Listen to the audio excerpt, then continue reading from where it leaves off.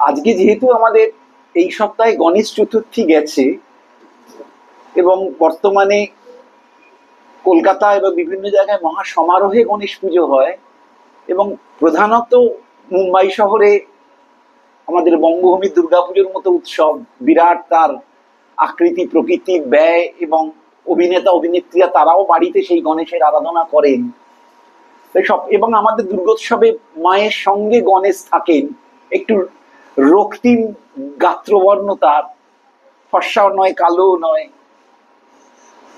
এই গণেশকে নিয়ে এবং গণেশের চেহারাটা আর পাঁচজনের সঙ্গে কোনো সামঞ্জস্য নেই, একটা বিশেষত্বর ব্যাপার আছে। ঠিক গণেশ প্রসঙ্গটা কি, যে গণেশ নাম, তার প্রসঙ্গ, তার স্তব, এবং সারা ভারতবর্ষে গণেশের প্রসঙ্গ রয়েছে।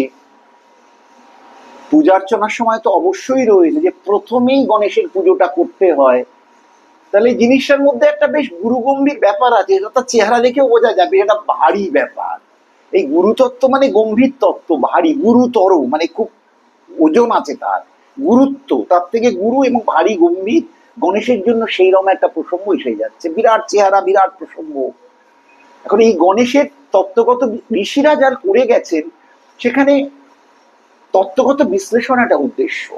সাধারণের জন্য গল্পকথা ঠিক আছে, কিন্তু অধ্যাত্মের পথে শুধু গল্পকথা না, তার মধ্যে একটা জীবনের উন্নতির জন্য ভাবতে হবে। এবং জীবনের উন্নতি মানে সংসার বা জাগতিক জগৎকে বাদ দিয়ে নয়, কারণ সব মানুষই তো আর ঋষি মুনিদের মতো তপস্যা করতে যাচ্ছেন না, সংসারে থাকতে হচ্ছে। তারাও কি করে কিভাবে পথ নির্দেশিকা পাবেন সেই কথা শাস্ত্রকাররা মহামুনি বেদব্যাস এবং পরবর্তীকালে যারা আচার্য পদে ছিলেন সেই ব্যাখ্যাগুলো করে গেছেন।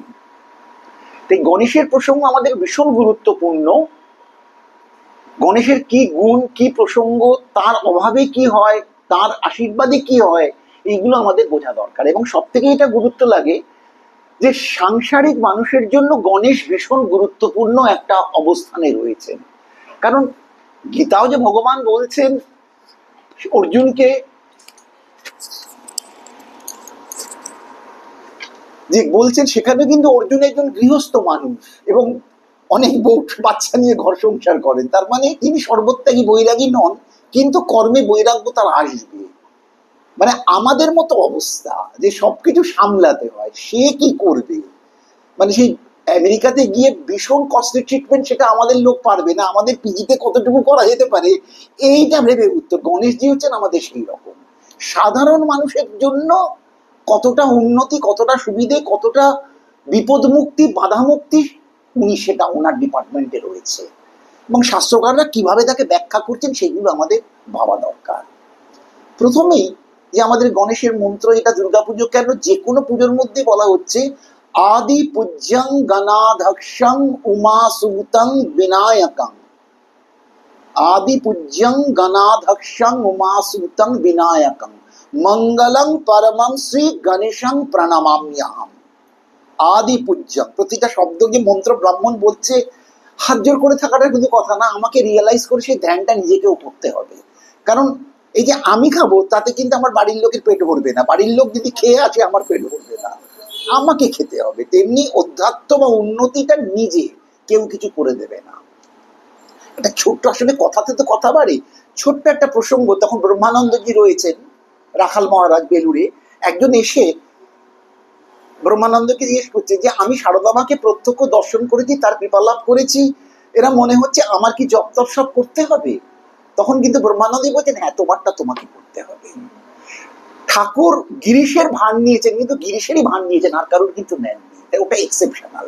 মানে তোমাকে তোমারটা করতে হবে। আমাদের শিক্ষা জগৎ দেখি পরীক্ষার সময় ক্লাসে অথচ সবকিছু করে দিচ্ছে, ঠিক আছে, কিন্তু বাচ্চা যদি নিজের সেই চর্চাটা না করে তাহলে ক্লাসে বোর্ডের সেই ব্যাপারটাই কিন্তু পরীক্ষা উতরবে না, যতক্ষণ না সে নিজেকে প্রয়োগ করে ওই লেভেলে যাবে।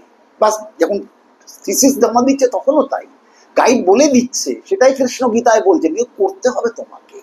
তা সেই যে কোনো জিনিস অধ্যাত্ম নিজেকে অ্যাপ্লাই করা শিখে নিতে হবে, শিখতে হবে।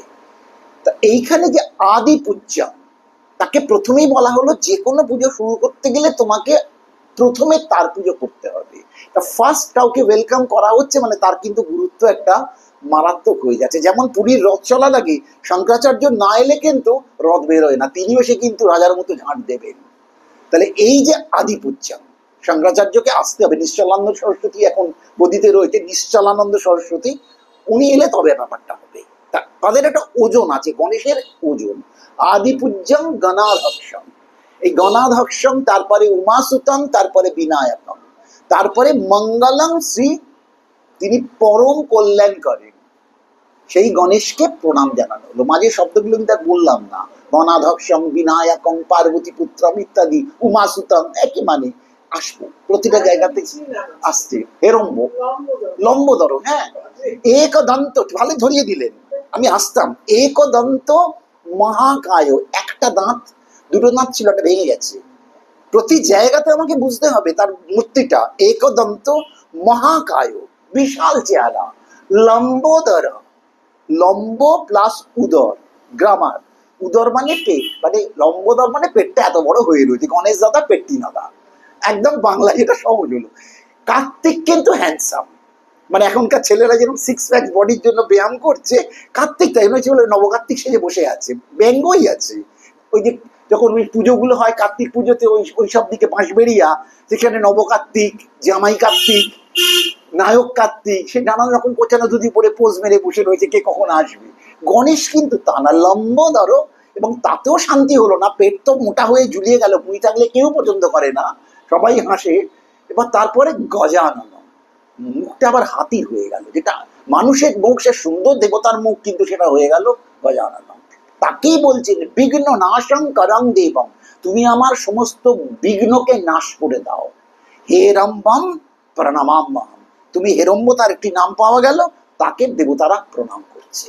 একটা বাচ্চা ছেলে, তার এত গুরুত্ব হয়ে যাচ্ছে। তাই চুলে পাক ধরেছে কি চুল কাঁচা আছে, মানে বয়সটা ব্যাপার না, তার পরিস্থিতি ক্ষমতা দিয়ে তার গুরুত্বটা বাড়ছে, সেই জন্যই তার বিশাল চেহারা দিয়ে বোঝা যাচ্ছে। তাই লম্বোদরে আসবো, প্রতিটা শব্দকে ব্যাখ্যা করব। এবার আমরা একটু বরাহ পুরাণে চলে যাচ্ছি, কারণ আমাদের অষ্টাদশ পুরাণের মধ্যে ছড়ানো শ্রীহরির বন্দনা, গণেশের বন্দনা, মায়ের বন্দনা সর্বত্র, যেখানে এমন হচ্ছে ব্যাসদেব ঢোকাচ্ছেন। মানুষ যে ঈশ্বর আরাধনা করছে তার মধ্যে একটা কারণ ভয়, একটা কারণ, অনন্ত বলছি না, একটা কারণ ভয়। এইটা না করলে যদি কিছু হয়, বা এইটা না করলে দেবতা রুষ্ট হয়, এই ভয়টা একটা থাকা দরকার। নাহলে দেবকুল ভাবলেন যে আমাদেরকে গুরুত্ব দেবে না, মানে যদি পাশ ফেলের ব্যাপার না থাকে তাহলে পড়ার আর কোনো ব্যাপার নেই, ছেলেমেয়েরা হট্টগোল করবে যাতে ফেল তো করবোই না, আর মাসিরও তৈরি হবে না, তাহলে কেন পড়বো। কিন্তু যেই না পরীক্ষার শক্ত প্রশ্ন হবে, আটকানোর রেফারেন্স আছে, তখন তারা ভয়েতে একটু চেষ্টা করে। মন তো নেই, বাস্তবে আমরা জানি। ওই দিদি কি আসবে স্যার, এই চ্যাপ্টারটা করলে স্যার হবে স্যার, সাজেশন চলছে, কিন্তু আসলে ভয়। দেবরাজ ইন্দ্র ভয় পাচ্ছেন, আমার ইন্দ্রত্ব চলে যাবে, পদ পরিবর্তন হয়ে যাবে। সরকারের খামখেয়ালিপনা, মন্ত্রীদের সহ্য করতে হচ্ছে অধস্তনকে, কেন না আমায় সুন্দরবনে বদলি করে দেবে, তার জন্য এত কাণ্ড। মেডিকেল লাইন দেখতে পাচ্ছ কি কাণ্ড হচ্ছে, কর্তৃপক্ষের পাগলামোর জন্য সাধারণ মানুষ থেকে যারা মেডিকেল প্র্যাকটিশনার, তাদের জীবনও দুর্বিষহ হয়ে যাচ্ছে, বাস্তব। তার মানে তারা করতে বাধ্য হচ্ছে একটা ভয়, ভাবে এগুলো করলে কিন্তু আমি কোপে পড়ে যাব।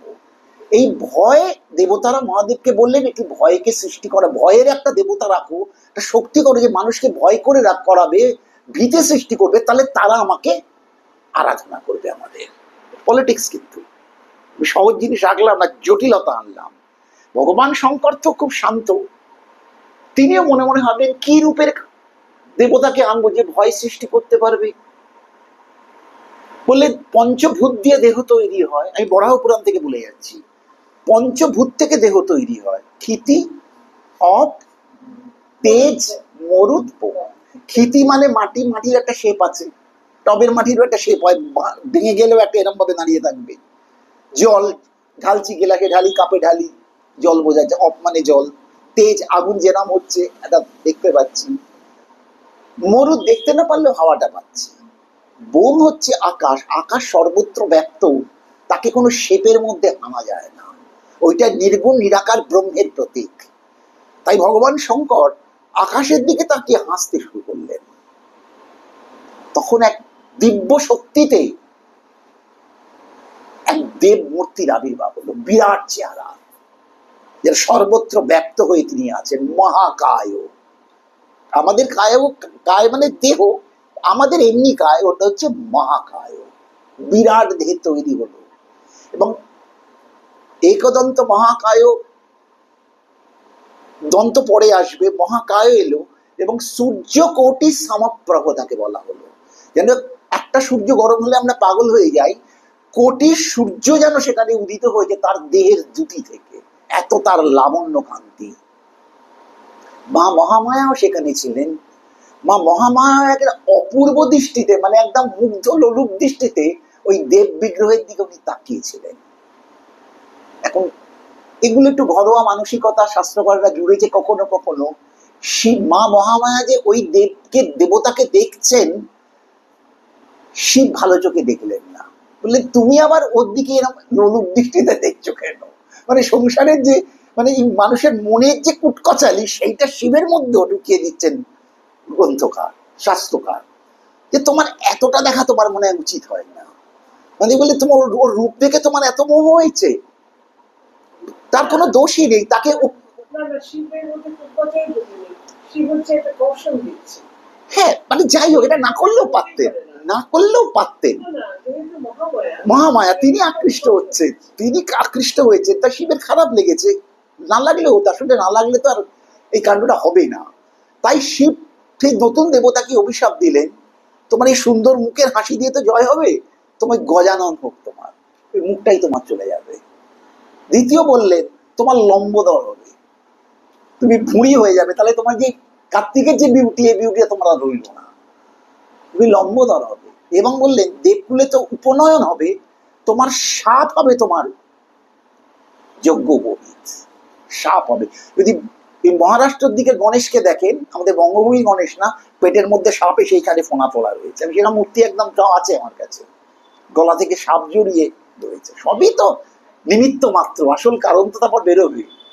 এই করলেন নানান রকম ভাবে, তাকে রাখলেন। সে ব্রহ্মাজি এসে বললেন শঙ্কর এ কি করছেন আপনি, আপনার পুত্র, মায়েরও পুত্র, এতে কোনো দোষ নেই। কিন্তু মা খুব ক্রুদ্ধ হলেন যে তুমি এরকম আচরণ, স্বামী স্ত্রীর মধ্যে যেমন একটু মায়ের মধ্যে মনোমালিন্য তো সংসারে হয়েই থাকে, হয় না বলেই মিথ্যে কথা বলে। তা এরকম মা ক্রুদ্ধ হলেন এবং বিরক্ত হলেন, দেবতারা বুঝলেন মা ক্রুদ্ধ হয়েছে, তখন বললেন মা চিন্তা করো না, যা হবার হয়ে গেছে, ভগবান শঙ্কর যখন বলেছেন তাই হবে, কিন্তু তোমার ছেলে সবার আগে পুজো পাবে, আমাদের সবার আগে, নইলে সেই পুজো কখনো সাফল্যমণ্ডিত হবে না। সমস্ত দেবগণকে বাদ দিয়ে তোমার ছেলের পুজো আগে হবে, তুমি তো তোমার পুত্র সম, পার্বতী উমা সুতং, উমা সুতং, সুত মানে পুত্র, এই উমা পুত্র, তোমার পুজো আগে হবে জগতের কল্যাণের জন্য, আদি পূজ্যং।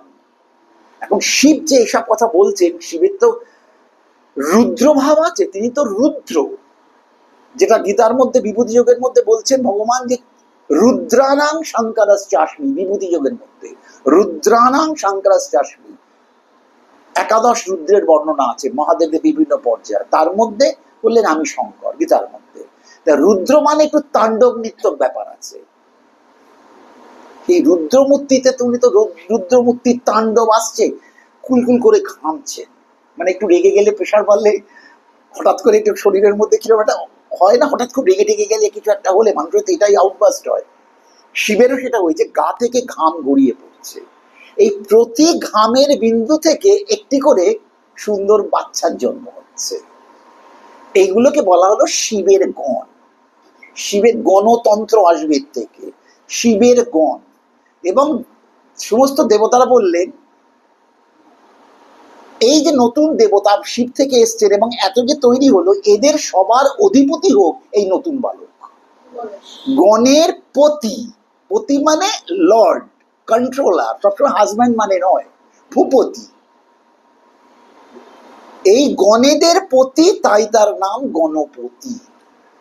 এই গণেদের ঈশ্বর, তারা ওকে নিয়েই সব আরাধনা সেবা করতে লাগলো, গণেদের ঈশ্বর, গণ প্লাস ঈশ্বর গণেশ, জয় গণেশ জয় গণেশ জয় গণেশ দেব, নামগুলো যাচ্ছে। এবং উমা সুতং বিনায়কম, তার নায়কত্ব ওই হবে ওখানকার নায়ক, এবং বিশেষভাবে নায়কত্ব মানে লিডারশিপের ক্ষমতা তাকে দেবতারা দান করছে। বিশেষভাবে নায়কোচিত সংগ্রাম সে করবে দেবতাদের জন্য, সেই জন্য তার নাম হয়ে গেল বিনায়ক। একদন্ত মহাকায় লম্বোদর গজাননম উমাসুতম বিনায়ক। প্রতিটা শব্দের ব্যাখ্যাগুলোকে আমরা চিন্তা করলাম। এবার বিঘ্ন নাশং করং দেব হেরম্বম প্রণমামম, তিনি বিঘ্ন নাশ করেন। তাকে তো সৃষ্টি করা হয়েছিল বিঘ্ন করার জন্য। এখন শিবের যেমন, শিব যেমন রুদ্র তাণ্ডব করেন, তিনি আবার সদাশিব হয়ে পরম মঙ্গল সাধন করেন, মঙ্গলকারী। তিনি ধ্বংসকারীও হতে পারেন, আবার কল্যাণের জন্য মঙ্গলকারীও হতে পারেন। তাই শিবের যে বিবর্তন, গণেশেরও তাই বিবর্তন। গণেশ বিঘ্ন সৃষ্টি করে, আবার তার আশ্রিত হলে গণেশ বিঘ্ন নাশ করে। বিবর্তনটা দেখতে হবে। রুদ্র থেকে শাম্ব সদাশিব, পরম কল্যাণময় শিবের মূর্তি, কিন্তু তিনি তাণ্ডব করতে পারেন। গণেশও তাই বিঘ্ন সৃষ্টি করতে পারেন, তিনি ক্রুদ্ধ হলে বিঘ্ন সৃষ্টি করবেন, আবার তিনি বিঘ্ন নাশ করে ভক্তকে শান্তি প্রদান করবেন। এই এবং যেহেতু উমাপুত্র হলেন, শিবের যা গুণ, মায়ের শিবের গুণ থেকে মায়ের দিকে আসছে, এবং বাপ মার থেকে ছেলে যেমন সম্পত্তি পায়, তাদের জিনিসগুলো সমস্ত গণেশের মধ্যে চলে আসছে। তাই শিব মাথায় অর্ধচন্দ্র ধারণ করেন, মার মাথাতেও অর্ধচন্দ্র রয়েছে। সিংহস্তা শশী শেখারা, শশী শেখারা, শশী মাথার মধ্যে রয়েছে। গণেশের মাথায় কিন্তু চাঁদ এসে গেল, তার জন্য তার একটি নাম হয়ে গেল ভালচন্দ্র। ভাল মানে কপাল, তার কপালে উনি চন্দ্রচূড় নাম হলো, চন্দ্রমৌলি নাম হলো। আমার পুত্রের নাম চন্দ্রমৌলি, সব শিব, চন্দ্রচূড় চন্দ্রমৌলি। ইনি হলেন ভালচন্দ্র। কপালের মধ্যে বাপের পরম্পরা অনুযায়ী, মায়ের পরম্পরা অনুযায়ী তার কপালে চাঁদ শোভা পেতে লাগলো। এইবার যাজ্ঞবল্ক্য সংহিতা বলছে। এই ঋষিরা তাদের মধ্যে এক একটা করে গ্রন্থ করেছিলেন, সেটা বেদেরই কন্টিনিউয়েশন, তাকে সংহিতা বলা হয়। তেমনি গর্গ সংহিতা রয়েছে, বশিষ্ঠ সংহিতা রয়েছে, অত্রি সংহিতা রয়েছে। আমি এখন যাজ্ঞবল্ক্য সংহিতায় যাচ্ছি। যাজ্ঞবল্ক্যকে নিয়ে আমরা বৃহদারণ্যক উপনিষদে প্রচুর আলোচনা পাবো। গার্গীর সঙ্গে তার একটা প্রতিযোগিতা হচ্ছে, গার্গীকে উনি ধমকেছেন এই অনন্ত প্রশ্ন করার জন্য। সেটাকে বুঝতে হবে কেন বলেছিলেন, মানে এরকম বোকা প্রশ্ন তোমার মুখে মানায় না গার্গী, তুমি আর কথা বলো না। কিন্তু পরবর্তী চ্যাপ্টারের মধ্যে গিয়ে গার্গী বলছেন, যাজ্ঞবল্ক্যর মতো না কোনো ঋষি ছিল, না কোনো ঋষি আছে, না কোনো ঋষি হবে। তা যাজ্ঞবল্ক্যের এত প্রিসাইজ প্রেজেন্টেশন ব্রহ্মতত্ত্ব, সেটা একটা আলাদা বিষয়। ঘেটেছে, ভীষণ ভালো লেগেছিল। সেই সাধারণ জায়গায় বলা খুব মুশকিল, মানে অ্যাবজর্ব করা খুব মুশকিল। যাই হোক, সেই যাজ্ঞবল্ক্য যেটা লিখছেন যাজ্ঞবল্ক্য সংহিতা, তিনি গণেশের বন্দনা করছেন। যাজ্ঞবল্ক্যকে নিয়ে অনেক কথা বলার আছে। তিনি গুরুকে ত্যাগ করেছিলেন, গুরুকে ত্যাগ করে নতুন করে তপস্যা করে সমস্ত ভিডিও বেদ শাস্ত্রের যজুর্বেদের প্রসঙ্গ তিনি সৃষ্টি করেছিলেন। কৃষ্ণ যজুর্বেদ, শুক্ল যজুর্বেদ ভাগ হয়ে যায়, একটা কন্ট্রিবিউশন হচ্ছে যাজ্ঞবল্ক্য। একটা আলাদা এপিসোড একদম, সে কোনো সময় যাজ্ঞবল্ক্যকে নিয়ে ভাবা যেতে পারে। এই যাজ্ঞবল্ক্য সংহিতার মধ্যে উনি গণেশের গুণটা বোঝাতে চাইছেন। যে আপনারও প্রশ্ন ছিল গণেশের যে কেন, ভীষণ সহজ করে বলছেন। আমি আরো সহজ করে কথা শুরু করব। এই যে জল, আমরা জল সবাই খেতে পারি। জল খেলে সময় এমনকি ভালো জায়গায় রেস্টুরেন্টে গেলেও কি হয়, জিজ্ঞেস করে কি প্লেন ওয়াটার না মিনারেল ওয়াটার, ইত্যাদি জিজ্ঞেস করে, মানে জলের জার্ম যাতে আমাদের আক্রান্ত না হই। কলেরা অমুক তমুক যে বিপদের ব্যাপার, জলটা খুব সজাগ হতে হয়। তার জন্যই মানুষ কি করে, বাড়িতে অ্যাকোয়াগার্ডটা বসায়, যে মেশিন চালালে মনে একটা ধারণা হলো সব ঠিক কিনা আমি জানি না, কিন্তু একটা মনের মাথা দূর হয় যে ওই জলটা মোটামুটি ঠিক খাওয়া যেতে পারে। ট্যাঙ্কের টালার ট্যাঙ্কি আছে, কত ইঁদুর, কত গুগলি, কত টিকটিকি তাতে বাসে আমি জানি না, আপাতত এই গ্লাসটা দেখে আমি তৃপ্তি পাচ্ছি। তাহলে অ্যাকোয়াগার্ড থাকলে জার্মটা থাকছে না, আমি পিওর ওয়াটার পাচ্ছি। ওটা না থাকলে ব্যাকটেরিয়া ইত্যাদি সব থাকতে পারে। গণেশ হচ্ছে এই অ্যাকোয়াগার্ড। কেন এক্সাম্পলটা দিলাম, গণেশ হচ্ছেন সেই অ্যাকোয়াগার্ড। গণেশ যদি মাঝখানে তোমার কর্মের মধ্যে গণেশ বসে যায়, তোমাকে গ্লানিমুক্ত করে কাজটা এগিয়ে নিয়ে যাবে। বিঘ্ন নাশং করং দেবম, বিঘ্ন নাশ, এই যে ব্যাকটেরিয়াটা বিঘ্ন, এইটাকে নাশ করে দেবে। তাহলে কাজটা তোমার ইজি হয়ে যাবে। কিরকম বলছেন যাজ্ঞবল্ক্য? বলছেন তুমি মনোসংযোগ করতে পারছো না, ল্যাক অফ কনসেন্ট্রেশন, এটা গণেশের কৃপাবিহীনতা। আগে নেগেটিভ গুলোকে যাজ্ঞবল্ক্য বলছেন, তুমি মনোসংযোগ করতে পারছো না, গণেশের কৃপা তোমার মধ্যে নেই, অমনোযোগী, আনমনা। ভগবান বলেছেন মনমনা হও, আমরা আনমনা হই, মনমনা হতে পারি না, ব্ল্যাঙ্ক। তাদের যে আমার কোনো উন্নতি হবে কোনো চান্স নেই, ভেবেও কিছু হবে না, আনমনা, ল্যাক অফ কনসেন্ট্রেশন। দ্বিতীয়ত, সবসময় কোনো কারণ না থাকলেও মনের মধ্যে যেন একটা মেঘ জমে আছে, এবং সেই মেঘ জমে আছে বলেই তুমি নির্দিষ্ট কোনো কাজ করতে পারছো না। মানে আমাদের ভাষায়, তোদের ভাষায় কি হয়ে যাবে? ডিপ্রেশন, তাই নয় কি? যে কিছুই নেই, আমি ঘুম মেরে বসে আছি। গণেশের কৃপার অভাব রয়েছে, মনোসংযোগ নেই এবং মনের ওপর অকারণে মেঘ জমেছে, তার ফলে আমি কোনো কাজ করতে চেষ্টাই করছি না, উদ্যমটাই আমার নেই, আমি কোনো সিদ্ধান্ত নিতে পারছি না, আর তার ফল হচ্ছে কার্যবিঘ্ন। এই প্রথমে উনি বিঘ্নটাকে যাজ্ঞবল্ক্য দেখিয়ে দিলেন, এই বিঘ্ন থাকবে, কিন্তু যখন এই বিঘ্ন দূর হয়ে যাবে গণেশের কৃপায়, আনমনা হয়ে যাবে মনমনা, তখন আর ব্ল্যাঙ্ক থাকবে না, ঈশ্বরের উপর তোমার মনটা গিয়ে দেখবে তুমি নৌকোতে বসেছো, তাহলে বাইছেন কিন্তু তিনি। পোরবন্দরে গেছিলাম, দ্বারকা সোমনাথ একাধিকবার যাওয়া হয়েছিল, ওখানে একটা সুন্দর ছবি রাখা আছে, যেখানে একটি নদীর ওপরে একটি নৌকা দেখাচ্ছে, নৌকাটা হচ্ছে গীতা, এবং সেখানে বসে রয়েছেন মোহনদাস করমচাঁদ গান্ধী, বালগঙ্গাধর তিলক, অরবিন্দ ইত্যাদি, নৌকোর মধ্যে বসে আছে এইভাবে পেন্টিংটা, এবং দাঁড় চালাচ্ছেন কৃষ্ণ। পার্থ সারথী এখানে দাঁড় চালাচ্ছেন। মানেটা কি? আমি তোমার গীতাকে আশ্রয় করে জীবন ভাসিয়ে দিয়েছি, কারণ তুমি বলেই দিয়েছ নামে ভক্ত প্রণশ্যতি, আমার ভক্তের কখনো বিনাশ হতে পারে না।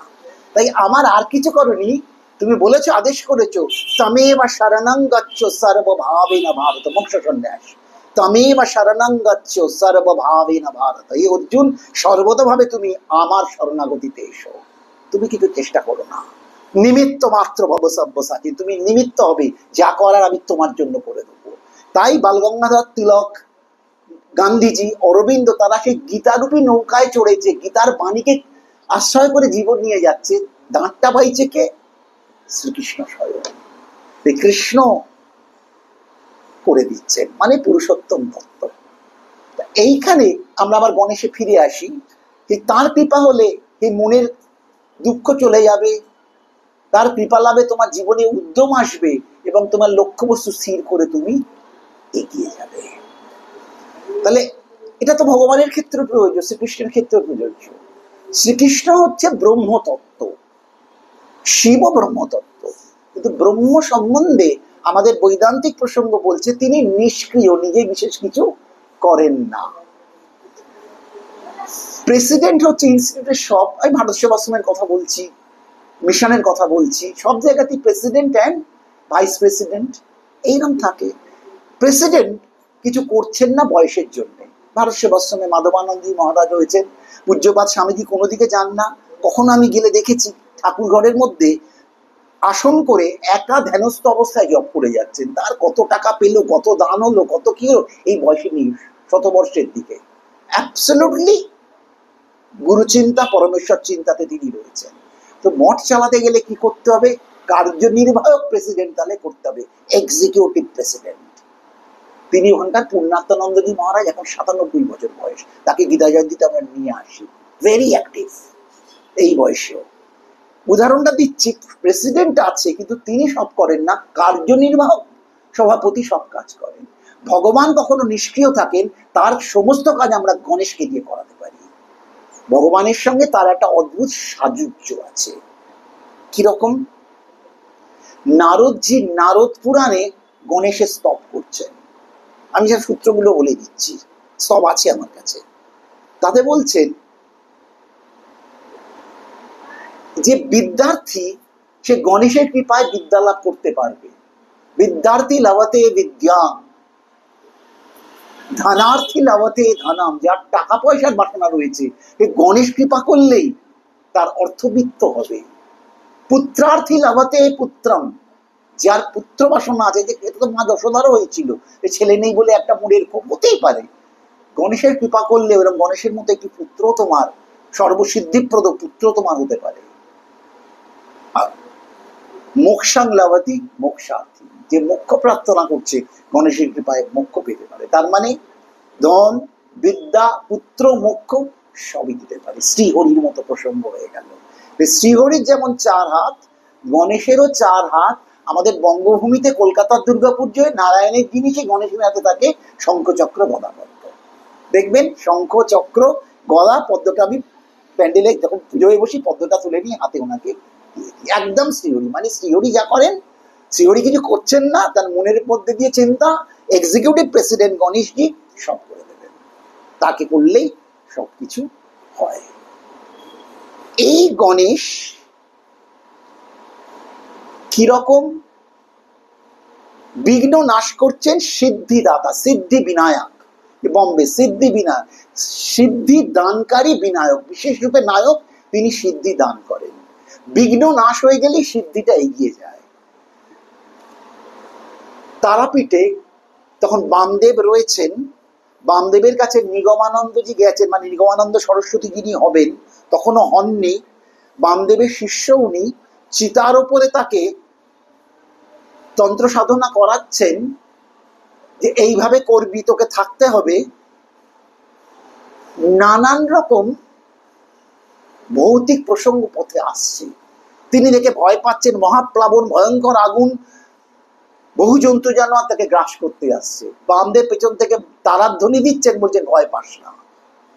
এইভাবে কঠোর সাধনা করবার পর ভগবতীর আবির্ভাব হলো।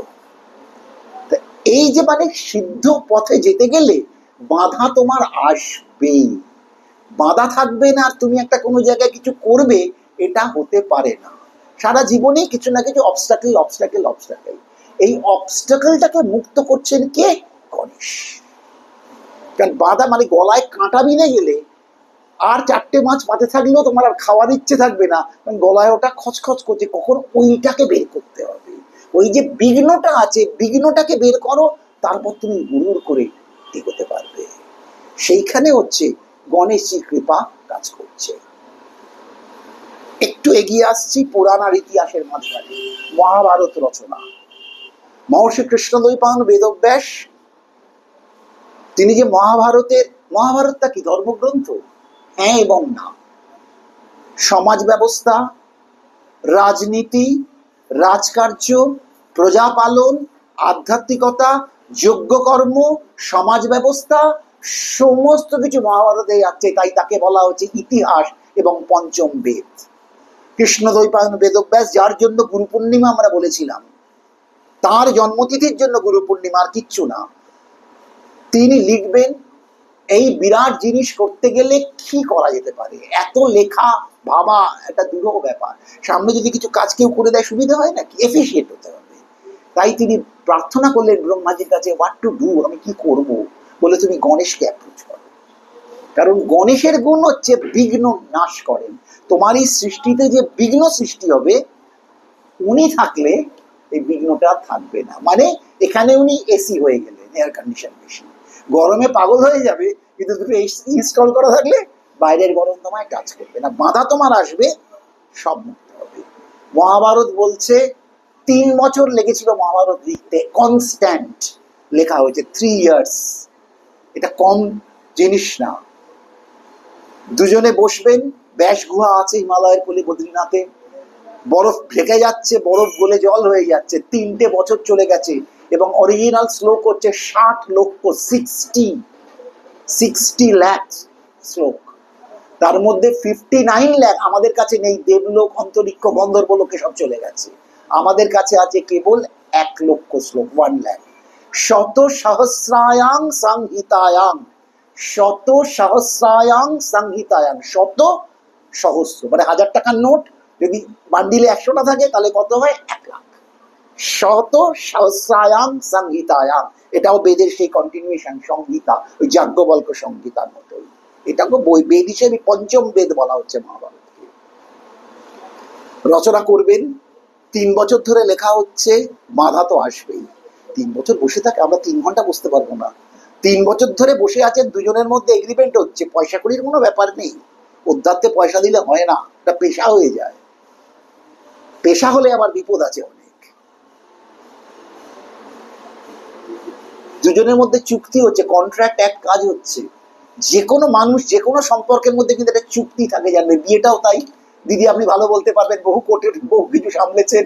বিয়েটা কি একটা চুক্তি না? চুক্তি না ভেঙে গেলে কি আর মাধুর্য কিছু থাকে? তখন যার ঠাই ঠাই যে যার পথ দেখে নাও। তাহলে এটা একটা চুক্তি। মঠ চালাতে গেলে একটা চুক্তি, তার একটা প্রসঙ্গ রয়েছে। আপনাকে প্রফেশনালি লয়ারের কাজ দিলে ওকালতনামা দিয়ে হ্যান্ড ওভার করা হচ্ছে, আপনি আমার এই কাজটা করবেন, চুক্তি ছাড়া কোনো সম্পর্ক হয় না। ব্যাসদেবের সঙ্গে গণেশের কিন্তু চুক্তি হচ্ছে। কি বলছেন? গণেশজি বললে তুমি এত বড় কাজ দিচ্ছ, দেখো আমার সময়ের দাম আছে, উইচ ইজ ভেরি ইম্পর্টেন্ট। গণেশের কাছে সময়ের খুব দাম আছে। আমরা যেমন সময় নষ্ট করি, এটা হবে না। আমার প্রতিটা টাইমকে এফেক্টিভলি ইউটিলাইজ করবো, কোনো টাইম আমি নষ্ট করতে পারবো না। তাই আপনি বলা থামাতে পারবেন না, আপনাকে বলে যেতে হবে। আর আপনি যদি থেমে যান, আমি তাহলে লেখা বন্ধ করে দেবো, আমি কিন্তু আর লিখবো না। আমার সময়ের দাম এতটা। Non stop utilization of resource. ভাবুন কত যুগ। আর আমরা খেয়ে মেখে ঘুরে বেড়াই, পড়ার টেবিলে বই উল্টেই যাচ্ছে, পাতা উল্টেই যাচ্ছে, টুং টুং করে দেখে যাচ্ছি, পড়ার নাম করে কত কি দেখছি তার ঠিক নেই। প্রতিটা সময়ের মূল্যবান। সময় যদি তুমি করতে পারো, খুব সাকসেসফুল হবে তুমি। এই ঠিক নিকুম্বিলা যজ্ঞাগারে যে মেঘনাথ যে যজ্ঞ করছে, ওই সময় চামুন্ডার পুজো করলে বেরোলে রামকে মারতে পারবে। তাই বিভীষণ লক্ষণকে নিয়ে ওই সময় গিয়ে ওকে মেরে ফেলার প্ল্যানটা করছে, কারণ এটা হয়ে গেলে আর পারবে না। Time factor. সময় চলে গেলে আর কিন্তু হয় না। নির্দিষ্ট সময় ধানের বীজটা দিতে হয়, তবে ধান হয়। অসময় ধান দিলে কিন্তু ধান আর হবে না। তাই টাইম ফ্যাক্টর। গণেশ তাই বললে তুমি সময় নষ্ট করতে পারবে না, তুমি যদি থামিয়ে দাও আমি আর কিন্তু লিখবো না। ব্যস্ত বিপদে পড়ে গেলেন। এত কথা এইভাবে এক নাগারে কেউ বলে যেতে পারে? বললেন ঠিক আছে, মানে ঢোক গিলে আর কি, আর উপায় তো নেই, আর তো কোনো অপশন নেই। অপশন না থাকলে মানুষ কিন্তু স্টেডি হয়ে যায়, অপশনে মানুষ নষ্ট হয়ে যায়। তাই যখন তুই বলে ঠিক আছে, আমি যখন বলবো, আমি বলে যাব, তুমিও কিন্তু না বুঝে লিখতে পারবে না। কারণ সমস্ত মানুষ পরে পড়বে, যুগ যুগ ধরে মহাভারত চলবে, মহাকাব্য যুগ যুগ ধরে চলবে। আদি অনাদির তত্ত্ব মহাভারতে আমি দেখাবো, তুমিও না বুঝে লিখতে পারবে না। মনে চুপ করে বললো ঠিক আছে। তিনিও তো সাংঘাতিক মাথা না, মহাকায়, বিরাট ব্রেন তার, ওটা তো ব্রেনের নিদর্শন। তাই গণেশ যখন ভাবছেন লিখতে লিখতে স্লো হয়ে, তার মধ্যে ব্যাসদেব 3-4টে করে শ্লোক আরো তৈরি করে ফেলছেন। তাহলে এইটা কেন দিলেন? এই গণেশ বিঘ্ন নাশ হবে, এবং মহান কার্য গণেশের অবদানে, গণেশের কন্ট্রিবিউশনে কমপ্লিট হবে। তুলসীদাসে চলে আসছি, রামচরিতমানস। ওখানে উনি করলেন বন্দে বাণী বিনায়কা। স্তব, উনিও স্তব করছেন প্রথমে। ভবানী শঙ্কর বন্দে শ্রদ্ধা বিশ্বাস রূপিণী, তারপর বন্দে বাণী বিনায়ক। মহাদেবের স্তব, মায়ের স্তব, বাণী এবং বিনায়কের স্তব। বাণী মানে সরস্বতী, আর বিনায়ক গণেশ। বিনায়ক এখানে কিসের প্রতীক? বিবেকের প্রতীক, কনসিয়াসনেস, চৈতন্য সত্তা, যেটা শ্রীরামকৃষ্ণ বললেন তোমাদের চৈতন্য। এই চৈতন্য না থাকলে চেতনা চৈতন্য করে দে মা চৈতন্যময়ী। কনসিয়াসনেস না থাকলে জীবের মঙ্গল কখনো হতে পারে না। তাই বিবেক থাকলে কি হবে? যা সত্যি তাই তুমি বলো, যেটা সত্যি নয় সেটা তুমি বলো না। তাই ব্যাসদেব তার জন্মবৃত্তান্ত যখন বলছেন, সেই জন্মবৃত্তান্ত আধুনিক ছেলেদের খুব আনন্দ দেবে, যার মধ্যে আমি ঢুকছি না। তার বাবা মার কোনো ফর্মাল ম্যারেজের ব্যাপার ছিল না, কিন্তু ব্যাসদেবরা লুকিয়ে যেতে পারতেন। ব্যাসদেব কিন্তু লুকোলেন না। ঠিক যা হয়েছিল, উনি যা জেনেছেন, সেই কথাগুলোই কিন্তু হাইলি রোমান্টিক প্রেজেন্টেশনের মধ্যে এখনকার ছেলেমেয়েরা খুব আনন্দ পেতে পারে। কিন্তু উনি লুকোলেন না যে না, আমার বাবা মার ফর্মাল ম্যারেজ ছিল না, এবং কেউ জানতো না আমি হয়েছি। আমার মা আবার ফিরে গিয়ে মহারাজ শান্তনুর রানী হয়ে বসলেন, হস্তিনাপুর সাম্রাজ্ঞী। মহারাজ শান্তনু কিন্তু জানতেন না যে আমার স্ত্রীর আগে একটা পুত্র আছে, যাকে বলা হয় কানীন পুত্র, কন্যা অবস্থায় পুত্র। তাহলে ডিপ্লোমেসি অলওয়েজ দেয়ার। তাতে কিছু যায় আসে না। কুন্তিও যখন মহারাজ পাণ্ডুর কাছে বিয়ে হয়েছে, তারও যে পুত্র কর্ণ ছিল কেউ জানতো না। অত বড় যুদ্ধক্ষেত্রে কেউ জানতো না। জানতেন ভীষ্ম, জানতেন ব্যাসদেব, জানতেন কৃষ্ণ। তারা কেউ কিন্তু বলে দেয়নি যে আমি জানি এটা। তার পুত্র ছিল সুতপুত্র রাধে, তার মা রাধা থেকে তাকে রাধে পুত্র সুতপুত্র বলে বলা হতো। সে সূর্যপুত্র কোনোদিন প্রকাশিত হয়নি। তার মানে ডিপ্লোমেসি মে বি অ্যাপ্লাইড। এই যে মহাভারত শেখাচ্ছে সব কথা সবসময় ওপেন করবে না, তাতে সমস্যা বাড়বে। কারণ সমস্যা বাড়বে, সমাধান হবে না। তাই চুপ থাকো, কিছু জায়গায় চুপ থাকতে হবে। তা এইখানে এই যে তিনি লিখছেন, বিবেককে দিয়ে লেখাচ্ছেন বলে তিনি মিথ্যাচার করছেন না। আধুনিক যুগে ছোট্ট কথা চলে যাই, শারদানন্দজি রামকৃষ্ণ লীলা প্রসঙ্গ লিখছেন দ্বিতীয় খণ্ডের মধ্যে। যখন দক্ষিণেশ্বরে রানী মন্দির তৈরি করেছেন, ব্রাহ্মণরা বলে দিয়েছিল তোমার মন্দিরের অন্ন গঙ্গায় ফেলে দিতে হবে, কেউ খাবে না। কোন ব্রাহ্মণ মত দেননি, কেবল রামকুমার রাজি হয়েছিলেন পরিষ্কারভাবে রানীর সহযোগিতা পেলে কামারপুকুরের আর্থিক উন্নতি হতে পারে। তাই তিনি বললেন মন্দির দান করে দাও, রান্নাঘরে তুমি ঢুকবে না, সব ব্রাহ্মণ দিয়ে কাজ করাবে। এবং মন্দির প্রতিষ্ঠা হওয়ার পর রামকুমার ছিলেন গদাধর, তখন গদাধর, তিনি সেদিন কিন্তু এক মুঠো ভাত ডালও ওখানে পাননি। সামান্য 1 পয়সার মূর্তি নিয়ে চলে গেছিলেন ঝামাপুকুরে। 7 দিন পর ফিরেছেন, ভেবেছেন দাদা মন্দির প্রতিষ্ঠা করে চলে আসবে। দাদা আসছে না বলে তিনি আনতে গেছেন এবং দেখে বলতেন তুই এখানে করিস, তুই রানীর বাড়ি পুজো করছিস কৈবত্যর ঘরে, তুই এখানে খাচ্ছিস কি করে? তাকে খাবার অফার করেছে, সে কিন্তু খায়নি। এই নিয়ে অনেক লেখালেখি হয়েছে। গঙ্গার পাড়ে তাকে কাঁচা চাল ডাল দেওয়া হতো, গঙ্গার পাড়ে ফুটিয়ে সে খেত। শারদানন্দ লীলা প্রসঙ্গ দ্বিতীয় খণ্ড তিলক কিচ্ছু বলছেন, কারণ এগুলো বলা খুব বিপজ্জনক। ঠিক এই জায়গাতে, এবং তারপর আরো কথা, আমি তার মধ্যে যেতে চাইছি না। শারদানন্দজিকে সবাই বলে যে তোমার এত কথা বলার কি দরকার ছিল? ভালোটা বলবে, খারাপটা কেন বলবে? তোমাকে অন্যভাবে বোঝাতে হবে তাকে, কেন তুমি বলবে? শারদানন্দ বলেছেন আমি সত্যের পথে আছি, যেটা সত্যি সেইটা আমি বলেছি, ব্যাসদেব। এইখানে হচ্ছে বিবেক আর গণেশ। তাই পুরাণ থেকে আমি আধুনিক ইতিহাসের মধ্যে এলাম, যেটা সত্যি সেটাকে তুমি স্বীকার করে নাও। তারপরও মহামানব মহামানবই থাকবে, সূর্য সূর্যই থাকবে, তাকে আলোকিত করার জন্য কোনো মশাল ধরতে হবে না। মহামানব মহামানবই থাকবেন। এই হলো ইতিহাসের ব্যাপার। আমরা আবার গণেশে চলে আসছি। ভীষণ কাটাইয়ে যাচ্ছে, ছোট করতে হবে।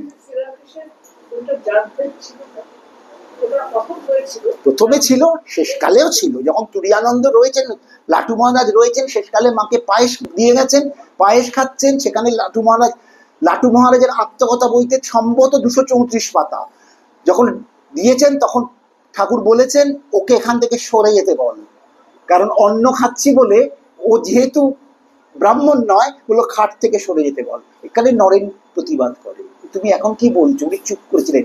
নরেনের ব্যাপারটা আলাদা, রাখাল মহারাজের ব্যাপারটা আলাদা। এই দুটো ওনার ডানা বাঁ দুই হৃদয় একদম। কিন্তু বাকিদের ক্ষেত্রে উনি নিয়ম কিন্তু মেনেছেন। এটা মহাপ্রভুর ক্ষেত্রে স্ট্রিক্ট একদম। প্রণমানন্দজির মধ্যে এসব ছিল না, কারণ অনেক চেঞ্জ হয়েছে। মার কথা, মা তো সন্ন্যাসী নন, ফলে তার প্রসঙ্গটা আলাদা। মা তো সন্ন্যাস নেননি, ঠাকুর সন্ন্যাস নিয়েছেন, তার ফলে তার বিধিনিষেধগুলো মনে কাজ করতো। দুজনের স্টেটাসটা কিন্তু আলাদা, এখানে আপ্লুত হওয়ার কিছু নেই।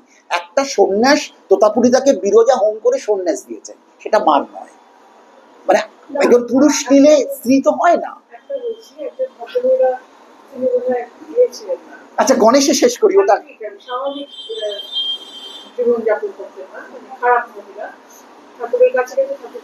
হ্যাঁ, মা তাকে অ্যাকসেপ্ট করেছে, অ্যাকসেপ্ট করে যেমন বলেছেন যে না ওরা কোথায় যাবে, মা অত্যন্ত আনন্দ করে সেখানে করেছে। কিন্তু মা তো তিনি তো সংসারী, তিনি তো গৃহস্থ মা, তিনি তো স্বামী সন্ন্যাস হলে স্ত্রীর সন্ন্যাস হয় না। তাই বিধিনিষেধগুলো ঠাকুরের মনে কাজ করতো। এবং ঠাকুরের বাবা ক্ষুদিরাম চট্টোপাধ্যায় কারুর হাতে খেতেন না, তিনি অব্রাহ্মণের বাড়িতে পুজো করতেন না, এবং একবেলা নিজে হাতে সপাকে নিজের হাতে খেতেন। সেই ক্ষুদিরাম চট্টোপাধ্যায়ের ঘরেতেই গদাধর হয়ে এসছেন। এই তার ব্যাকগ্রাউন্ডটাকে বুঝতে হবে ছিল। কিন্তু নরেন তো তা করছে না, সবই তো সমসাময়িক ব্যাপার। বা ব্রাহ্ম সমাজে এত এত এত নয় তারা, এগুলো স্পেশাল। হ্যাঁ, না মানে রেস্ট্রিকশন তার নেই, যা কিছু করে বেড়াচ্ছে। ওই জন্য বলে নরেনের সঙ্গে তুলনা করতে যেও না, ওটা সেপারেট, ওটা সেপারেট। যেন আমরা গণেশে ফিরে আসি, মেন টপিকে চলে আসি। এই গণেশকে নিয়ে আর দুটো ছোট্ট প্রসঙ্গ বলা। গণেশকে চোর গণেশও বলা হয়েছে। মহানির্বাণ তত্ত্বে এবং কুব্জিকা একটু তন্ত্রের মধ্যে ঢুকলাম, কিন্তু আমার বিষয় না। তাকে চৌর গণেশ বলে বর্ণনা করা হয়েছে। গণেশ আবার চোর, গণেশকে চোরই বলা হয়েছে, চৌর গণেশ। কিরকম? এই তো খুব অবাক লাগছে, গণেশকে চোর, আমি চোরের কত অনেক বলে নেওয়া যাবে। বলছেন গণেশ তোমার আশ্রিতের যে কর্মফলের গ্লানি সেটা চুরি করে দেয়। তোমার যে আশ্রিত হয় তার যদি কর্মফলে কোনো গ্লানি আসে, চোর মানে কি আমি বলে নিলে কি চুরি হলো? তাই গণেশের আশ্রয় দিয়ে আছে, তার কর্মফলের গ্লানি উনি চুরি করবেন, সে বুঝতেও পারবে না তার গ্লানি কখন শেষ হয়ে গেছে। ওর নেগেটিভ থেকে কিরকম পজিটিভ হয়ে গেল। এবং ইঁদুরের প্রসঙ্গ যে আসছে, মুশিক, মুশিক মুশ ধাতু মানে চুরি করা। এই ইঁদুরের মধ্যে একটা চুরির ব্যাপার আছে। কি করছেন? বলছেন ভক্ত, তিনি ইঁদুরকে আশ্রয় করছেন, বিরাট চেহারা হাতির, সে একটা ইঁদুর। কি কন্ট্রাডিকশন না? এই জীবনটা হচ্ছে কন্ট্রাডিকশন। তোমার একদিকে অনেক কিছু থাকবে, একদিকে কিছু থাকবে না। তোমায় ভেঙে পড়লে চলবে না, এই অবস্থায় তোমাকে এগিয়ে নিয়ে যেতে হবে। তাই মুশিক তার বাহন। সে কি চুরি করে? ওই ভক্তের যদি কোনো পাপ সঞ্চিত হয়, ইঁদুর যেমন কুড়ে কুড়ে সব নিয়ে ফাঁকা করে দিতে পারে, ভক্তের পাপটাকেও তিনি সরিয়ে দেবেন। এবং ইঁদুর যেমন রাস্তা কেটে মাটি কেটে বেরিয়ে যায়, রাস্তায় কত গর্ত আছে, কিরকম গর্ত করেছে, ইঁদুর তোমাকে রাস্তা চিনিয়ে নিয়ে বের করে দেবে গণেশের কৃপা হলে। এবং মানে কেন ইঁদুর? এবং ইঁদুর যা খাবার নেয় সবটা খায় না, স্টোরেতে গিয়ে ওদের গর্তের মধ্যে স্টোরে রেখে দেয়। তাই তোমাকেও শেখাচ্ছে, তুমি যা পাচ্ছ সব শেষ করো না, ধর্মার্থ কাম্যক্ষ যে বেনিফিট পেয়েছো স্টোর করো, ভবিষ্যতে ইহলোক এবং পরলোকের জন্য তোমার সেটা কাজে লাগবে। কিছু মানুষ অনেক ভালো আছে, কি করে ভালো আছে তার কারণ পাওয়া যাচ্ছে না। গত জন্মে যা ছিল এই জন্মে শেষ করে যাচ্ছে, জমিদারির টাকার মতো। পরের জন্মে কি হবে কেউ জানে না, কেউ জানে না। এই নিয়ে আরো কথা আছে, আজকে আছে, এর মধ্যে ঢোকা যাবে না। তা এই ইঁদুরের ব্যাপারটা হলো। এবং একদিকে গণেশের পেটে সাপ, পায়ের তলায় ইঁদুর। সাপ তো ইঁদুর খেয়ে নেয়। কার্তিকের শুধু ময়ূর, তার কিন্তু ইঁদুর নেই, তার কোনো প্রবলেম নেই, ময়ূরে করে ঘুরে বেড়ায়। কিন্তু একদিকে সাপ বসে রয়েছে আর পায়ের কাছে ইঁদুর রয়েছে, ওটা তো খাবেই। বলছে দুটো বিরোধী পক্ষকে শান্ত করে রাখতে পারবে গণেশের কৃপাতে। দুটো বিরোধী পক্ষ, সাপ আর ইঁদুর বিরোধী পক্ষ। রাজন্যবর্গ সে খুব কড়া, নানান রকম করছে, আবার তলার দিকের লোক তাকেও ভাবতে হবে, তিনি সাপকেও তুষ্ট করে রেখেছেন, গন্ডগোল করে না, আবার মুশিককেও রক্ষা করছেন, তার গায়ে কেউ হাত দেয় না। তাই যে তোমার আশ্রিত তাকেও তুমি রক্ষা করবে, তোমার উপর চোটপাট করছে কিন্তু তোমার সঙ্গে জড়িত তাকেও তুমি শান্ত রাখবে। ব্যালেন্স, এই ব্যালেন্সের খেলা হচ্ছে গণপতি বাপ্পা মরিয়া। এবং বলছেন এই যে বিরাট মাথাটা, ব্রেন, যে ব্যবসাদারদের গণেশ পুজো, বম্বেতে গণেশ পুজো, সবকিছুই গণেশের সঙ্গে ব্যবসার সম্পর্ক। ব্যবসা করতে গেলে your brain should be very big and the clear, prompt হতে হবে তোমার। এই বড় মাথা দিয়ে, বিদ্যাসাগরের মাথা খুব বড় ছিল বলা হয়, বুদ্ধির ব্যাপার। এই বুদ্ধিটা তোমায় সজাগ করতে হবে, বোকা হলে ব্যবসা করতে পারবে না। সেখানে গণেশের কৃপা দরকার হয়। কান দুটো বড় বড়, আমাদের তো এইটুকু কান, এত বড় কান। সবার কথা মন দিয়ে শুনবে, সবার কথা মন দিয়ে শুনবে, কাউকে ইগনোর করো না। মিসেস গান্ধী বলতেন, ইন্দিরা গান্ধীর কথা, suggestion is years, decision is mine. তো আমি সবার কথা শুনবো, তারপর ওই চৈতন্য সত্তায় বিচার করবো চেলে আমার কোনটা করা উচিত। তাহলে সবার কথা মন দিয়ে শুনো, কাউকে কিন্তু অবহেলা করো না। চোখ দুটো কিন্তু ছোট ছোট, যেমন রেস কোর্সে ঘোড়া ছোটে, ঘোড়ার চোখ বেঁধে দেওয়া হয়, ঠিক এর মধ্যে দিয়ে, এর মধ্যে দিয়ে যাবে। তোমার দৃষ্টিটাকে ছোট করো, সব দিকে তাকালে তুমি কিন্তু সামলাতে পারবে না। তাই গণেশ ছোট্ট চোখের দৃষ্টিকে নিবন্ধ করতে বলছে। এবং যখন মহাভারতে সেই শিষ্যদের পরীক্ষা নেবেন দ্রোণাচার্য, যুধিষ্ঠির আসছে, দুর্যোধন আসছে, অর্জুন আসছে, দুর্যোধনকে বলেছে এই পাখির চোখকে বিদ্ধ করতে হবে, একদিক দিয়ে শেখালাম, জানো তোমরা এটা। তখন তুমি কি কি দেখছো? বলে গুরুদেব গাছ দেখছি, পাখি দেখছি, আপনাকে দেখছি, ও পাশের আম গাছ দেখছি। বলে তোমার ধনুকটা নিয়ে লাভ নেই, রেখে দাও। যুধিষ্ঠিরও গুরুদেব আপনার সব ভালো ভালো কথা, আপনার চরণ দর্শন করছি, এই করছি, তুমিও রেখে দাও, এত কথা বললে কিছু হয় না। অর্জুনকে যখন বলে, অর্জুন বললেন গুরুদেব আমি কেবল পাখির চোখটা দেখছি। বলে তুমি পারবে, নাও বানটা মারো, চোখটা উড়ে মাথাটা পেটে বেরিয়ে গেল। এই গণেশাই দেখা যায় precise decision in your life and precise action in your life. এত জায়গায় ঘুরপাক খেলে তুমি কিন্তু সামলাতে পারবে না। তোমার লক্ষ্যবস্তু যেটা, সেইটা এখন বাজ পাখি যেরকম ছো মেরে মাছটাকে নিয়ে চলে যায়, ওই তীক্ষ্ণ দৃষ্টিতে ছো মেরে তুমি নিয়ে বেরিয়ে যাবে। গণেশ সেটা শেখাচ্ছেন। লম্বোদর, এই যে লম্বোদরের কথা এসছে, পেটটা ঝুলে আছে, পেটটা এমনি ঝুলে, এটা না খেলে কি মোটা হয় জানি না, আমার মনে হয় খাবার একটা ব্যাপার আছে। খেতে ভালোবাসতো তাই তার বিশাল চেহারা হয়েছে। গণেশ খেতে ভালোবাসে, ঠিক আছে, তোমার পেটের মধ্যে কি আছে, মানে তোমার সঞ্চিত কি আছে, ধর্ম অর্থ কাম মোক্ষ, don't expose it to others. আমি বিরাট বড় দেখাবার দরকার নেই, আমি বিরাট গানি দেখাবার দরকার নেই, আমার ট্রেড সিক্রেট জানানোর দরকার নেই, বিজনেস সিক্রেট জানানোর দরকার নেই, চুপচাপ থাকো, মুখটা একদম বন্ধ করো। হাতি যে ডেসিবেলে কথা বলে তা কেউ বুঝতে পারে না, নিজেদের মধ্যে কথা বলে, তুমিও মুখটাকে বন্ধ রাখো, এত কথা বলো না, আর ভেতরে যেটা আছে স্টোর করে যাও। বাইরে থেকে লোক বুঝছে এর একটা বেশ ব্যাপার আছে, কিন্তু সেটা তুমি কখনো আগ বাড়িয়ে ঢাক পিটিয়ে করতে যেও না, তার পরিণতি কিন্তু খুব খারাপ হয়ে যাবে। লম্বোদর প্রসঙ্গে এসে গেল, ক্লিয়ার হয়ে গেল, যেটা কত গুণের ব্যাপার, সিক্রেট তোমার আছে কিন্তু বলছি না। 4 হাত ব্যবসাদারকে বলা হচ্ছে, কারণ যেহেতু ব্যবসা ইন্ডাস্ট্রি চালাচ্ছেন গণেশ, তোমার 2 হাত কাজ করছে, কিন্তু বড় কাজ করতে গেলে তুমি একা কাজ করতে পারবে না। এইখানেই হচ্ছে সবার প্রয়োজন হয়ে যাচ্ছে। যে মহিষমর্দিনী তৈরি হচ্ছেন যখন, মা কিন্তু একা কিভাবে তৈরি হচ্ছেন, সব দেবতার শক্তি নিয়ে তৈরি হচ্ছেন। ইউনিফিকেশন, একত্রে কাজ না করলে কোনোদিন হবে না। নিজের হাত 2, আর বাকি 2 হাত কোটা তোমার বিশ্বস্ত কর্মচারী, সে তোমার সঙ্গে জুড়ে গিয়ে কাজ করবে। তোমার হাত আর তোমার বিশ্বস্ত কর্মচারীর হাত হলে 4 হাত হবে, ওটা একদিন 10 হাত হয়ে সমস্ত কাজ শেষ করে দেবে। তুমি একা যদি ঝগড়া করে করতে যাও, you will be a total failure person. সেই জন্যই 4 হাত মানে অনেক হাতের ব্যাপার। কার্যসিদ্ধি করতে গেলে সবার সহযোগিতা দরকার। এই রামচন্দ্র যখন ব্রিজ তৈরি করছেন, হনুমানজি করছেন, সেখানে কাঠবিড়ালি এসেও কিন্তু লেজে করে বালিটা দিচ্ছে। কারুর অবদান ছোট না, প্রত্যেকের অবদানটাকে দেখতে হবে, তাকে স্বীকৃতি দিতে হবে। গণেশ তখন কৃপা করবে। এবং কার্তিক তো এসছেন, মা তখন বললেন যে তোর তো ভাই হলো, তুই ভাইকে কিছু দিবি না? তখন কার্তিক একটি বড় কুঠার দিলেন। এই কুঠার গণেশ, এটা অবাঙালি গণেশের কিন্তু কুঠার, শঙ্করচক্র কথাবদ্ধ নয়, কুঠার। ভক্তের যে বিপদ হবে, বিপদকে তিনি কুঠার দিয়ে কেটে টুকরো টুকরো করে দেবেন। আর বরুণদেব তাকে পাশ দান করলেন। পাশ হচ্ছে একটা মোহজাল। বলছে তুমি যখন পাশ, ভগবান গণেশ সৃষ্টি করছেন, বিঘ্ন সৃষ্টি করছেন, কিন্তু কৃপা যখন করছেন, তোমাকে দড়ি দিয়ে বেঁধে ফেলা হয়েছে, তুমি বেরোবে কি করে? মোহজাল। তথাপি মমতাবর্তে মোহ গর্তে নিপাতিতা, চণ্ডীতে চলে যাচ্ছি। তথাপি মমতাবর্তে, মমতার একটা টান, মোহ গর্তে, মোহর টান, গর্তে নিপাতিতা, তোমায় কেউ তুলবে না, দড়িতে তুমি আটকে গেছো, বেরোতে পারছো না। গণেশ কি করবে? ছোট্ট একটু দাঁত দিয়ে দড়িটা কেটে তোমাকে মুক্ত করে দেবে। কারণ গণেশ কৃপা করছেন বলেই ইঁদুর ওটাকে কেটে মুক্ত করছে। ওই জন্য পাশ রেখেছেন। আমাদের ছেলেদের বিয়ে করতে গেলে ওই জাঁতি নিয়ে যায় অনেক সময়। কেন না, শ্বশুর বাড়ি যদি কোনো কিছু করে, তাকে কি বোকা বোকা ব্যাপার আর কি, তাকে কাটবার জন্য জাতি ধরে আছি, শাশুড়ির মায়াজাল যাতে আমাকে ধরে রাখতে না পারে। মানে কি বোকা বোকা গ্রাম্য আইডিয়া।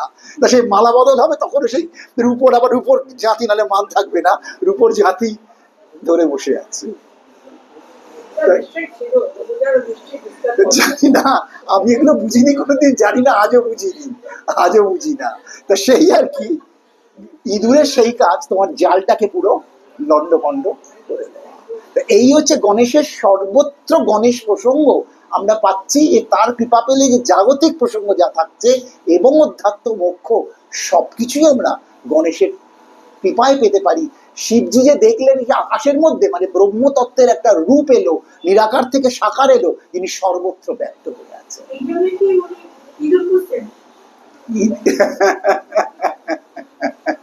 এই কারণে আরেকটা জিনিস বলি, তার রক্তবর্ণ বলেছিলাম, এটা কলকাতার গণেশের একটা আলতা রঙের হয়। সেখানে শ্লোকটা বলছে, দন্ত বিদারিত অরিরুধরই সিন্দুর শোভাকারম। এই মন্ত্রটা পাঠ করতে হয়। সব ভুলে যাচ্ছি, সবসময় আমি করি না, এগুলো সব দিয়ে দিই, তোরা এগুলো কর। দন্ত বিদারিত, এই যে দাঁত, দাঁত দিয়ে বিদারিত মানে ছিঁড়ে ফেলছেন। কে কি কাকে ছিঁড়ছেন? ওরি মানে শত্রুকে, রুধির ওই, এবং তার দিয়ে রক্তেতে স্নান হয়ে যাচ্ছে। এই রক্ত স্নান হচ্ছে বলে তাকে কেমন লাগাচ্ছে? সিন্দুর শোভাকারম, যেন সিঁদুর মেখে তিনি ঘুরছেন। শত্রুকে নাশ করবেন। গণেশের কৃপা হলে শত্রু তোমার নির্মূল হয়ে যাবে।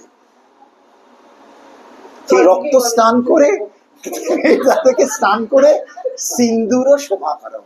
একটা মজার বলে শেষ করে বিশ্রাম করি আজকে।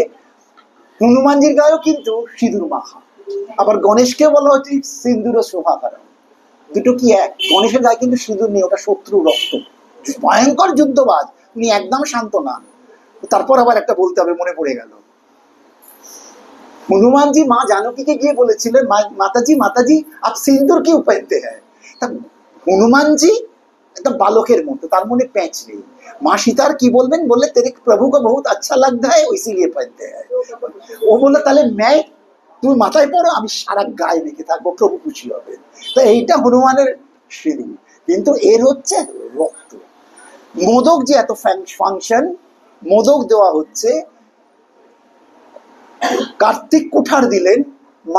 মার একটা খুব ইচ্ছে ছিল, কিন্তু কার্তিকটা তো ভীষণ গন্ডগোলে, সিক্স প্যাক বডি করে সারা জায়গায় ঘুরে বেড়ায়, মার পছন্দ না। মার ছিল একটা বেশ ভোলা ভালা না দুসুর ছেলে আমার কাছে থাকবে, মানে মাকে নিয়েও কৈলাস মানুষে গিয়ে দেখে শোনা, যার সময় হবে না, কোনো সময় আলাদা বলে দেবো। তা মা খুশি হয়ে তাকে কি দেবে, এত খুশি ছেলে, তো নজর ছেলে হয়েছে, একটা মোদক দিলেন, মানে মিষ্টির থালা দিলেন। ওই জন্য সবসময় গণেশ আছে মিষ্টির থালা, ওটা অন্য কথা। মা শিখিয়ে দিলেন, তুমি ইন্ডাস্ট্রির ভগবান হচ্ছ, বিঘ্ন নাশ করছো, সাপকেও সামলাতে হয়, ইঁদুরকেও সামলাতে হয়, তুমি কিন্তু মিষ্টি সবসময় তোমার মুখে থাকবে, মানে তোমার কথার যেন মিষ্টত্ব থাকে, কারুর সঙ্গে রাফ ব্যবহার করবে না, তাহলে তুমি কখনো এগোতে পারবে না। অলওয়েজ স্মাইলিং, পোলাইট প্রেজেন্টেশন, ভেতর তোমার উদরে কি আছে কেউ দেখতে যাচ্ছে না, মুখটা যেন সুন্দর মিষ্টত্ব তোমার থাকে, তাই অলওয়েজ গণেশের হাতে থাকবে একটা করে মিষ্টি। আর এখানেই বিশ্রাম দিই, পরের দিন আমার কোনো প্রশ্ন থাকলে বলে দেবো। এই বন্ধ করে দিই।